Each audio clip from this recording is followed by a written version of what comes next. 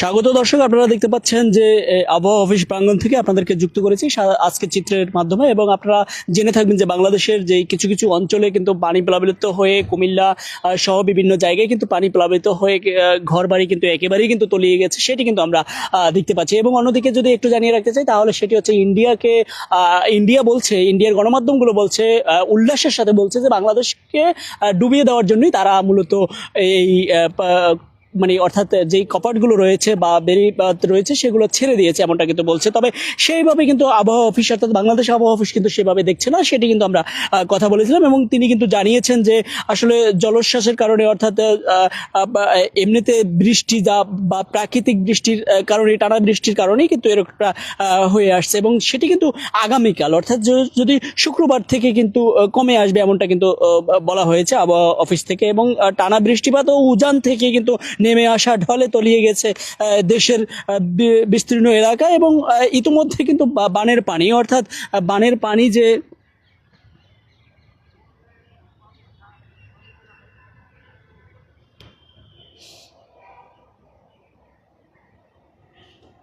আপনারা দেখতে পাচ্ছেন আবহাওয়া অফিস প্রাঙ্গণ থেকে। এবং জেনে থাকবেন যে ইতোমধ্যে কিন্তু যে আবহাওয়া বাংলাদেশের যে আবহাওয়া পরিস্থিতি সেটি নিয়ে কিন্তু বেশ আলোচনা সমালোচনা রয়েছে ইন্ডিয়ার প্রতি। ইন্ডিয়া কিন্তু বাঁধ খুলে দিয়েছে এবং তারা কিন্তু গণমাধ্যমগুলোতে কিন্তু উল্লাসের সাথে কিন্তু বলছে যে ইন্ডিয়ার বাঁধ খুলে দেওয়ায় বাংলাদেশ কিন্তু হাবুডুবু খাচ্ছে, এমনটাও কিন্তু শিরোনাম তারা করছে, সেটিও কিন্তু আমরা দেখেছি। দর্শক, আপনারা জেনে থাকবেন যে আবহাওয়াবিদ কিছুক্ষণ আগে আমরা কথা বলেছি, তিনি কিন্তু জানিয়েছেন যে আগামীকাল থেকে কিন্তু কমে যাবে। ইতিমধ্যে কিন্তু বানের পানি ডুবেছে অর্থাৎ চট্টগ্রাম, ফেনী, কুমিল্লা, ব্রাহ্মণবাড়িয়া, হবিগঞ্জ এবং মৌলভীবাজার জেলা, সেই সঙ্গে কিন্তু বিপদসীমার ওপরেই কিন্তু রয়েছে এবং 7 নদীর পানি কিন্তু রয়েছে। এই অবস্থায় কিন্তু দেশের দক্ষিণ পূর্বাঞ্চলগুলো জেলাগুলোতে কিন্তু প্রবল বৃষ্টিপাত অব্যাহত কিন্তু রয়েছে, এখন পর্যন্ত বৃষ্টিপাত হচ্ছে।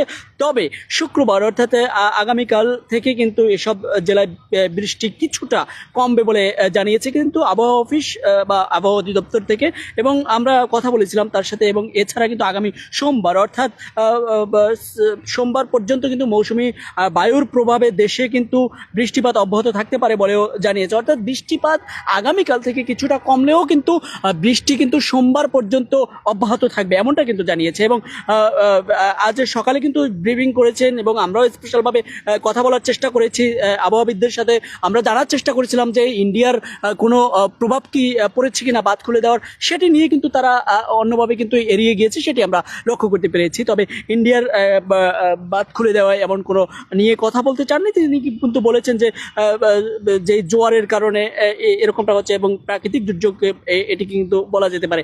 এবং যদি বলি যে আবহাওয়া অধিদপ্তরের পক্ষ থেকে আরও জানানো হয়েছে ব্রাহ্মণবাড়িয়া, নোয়াখালী, ফেনী, কুমিল্লা, লক্ষ্মীপুর, চট্টগ্রাম, বান্দরবান এবং রাঙ্গামাটি এলাকায় বৃষ্টির আরও কিছুদিন থাকবে। এসব এলাকায় আজ সকাল থেকে 3 ঘন্টার মধ্যে 50 থেকে 80 মিলিমিটার বৃষ্টি রেকর্ড করা হয়েছে। এবং এর মধ্যে গত 24 ঘন্টায় সবচেয়ে বেশি বৃষ্টিপাত রেকর্ড করা হয়েছে কুমিল্লায় 188 মিলিমিটার, সেটি কিন্তু কুমিল্লায় রেকর্ড করা হয়েছে। এবং আবহাওয়া অধিদপ্তর থেকে আরও জানিয়েছে যে বর্তমানে ভারতের আসাম, ত্রিপুরা, মেঘালয় ভারী বৃষ্টি হচ্ছে। এসব এলাকায় উঁচু হওয়ায় বাংলাদেশের ঢলের পানি বৃদ্ধি পেতে পারে এবং সেটাও হতে পারে। এবং বৃষ্টির কারণে তারা কিন্তু দেখছে যে ইন্ডিয়াতে বৃষ্টি হচ্ছে। এই অবস্থায় চট্টগ্রামের পাহাড়ি এলাকায় ভূমিধসের সম্ভাবনা রয়েছে, এমনটাও কিন্তু জানিয়েছে। এছাড়া কিন্তু আগামী 48 ঘন্টার মধ্যে খুলনা, চট্টগ্রাম, বরিশাল ও সিলেট বিভাগে ভারী বৃষ্টিপাতের সম্ভাবনা রয়েছে, এমনটা কিন্তু জানিয়েছে। এবং আমরা এখানে রয়েছি এবং আমরা চেষ্টা করব যে আবারও যখন ব্রিফিং করবে তখন কিন্তু আপনাদেরকে যুক্ত করার চেষ্টা করব। সঙ্গেই থাকুন এবং আজকে চিত্র পেজকে ফলো দিয়ে রাখুন, মতামত জানাতে পারেন কমেন্টস বক্সে দর্শক।